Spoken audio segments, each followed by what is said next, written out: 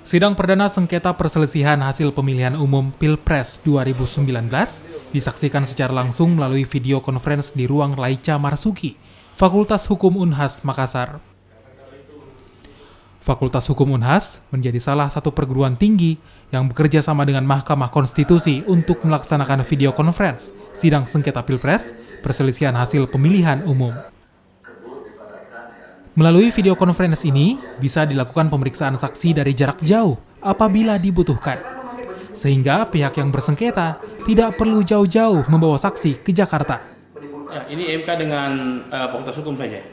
Iya, karena MK yang menyidangkan di sana. Jadi kemarin-kemarin juga sudah pernah ada perkara-perkara pilkada dan bahkan itu bisa dilakukan pemeriksaan saksi lewat sini, jarak jauh. Jadi sebenarnya pihak yang bersengketa tidak usah jauh-jauh ke Jakarta menghadirkan saksinya. Boleh di lab dari sini, diperiksa langsung dari sini. Sebelumnya, pemeriksaan saksi jarak jauh terhadap beberapa perkara pemilu kada sudah pernah dilakukan di tempat ini dan bukan lagi menjadi hal yang baru.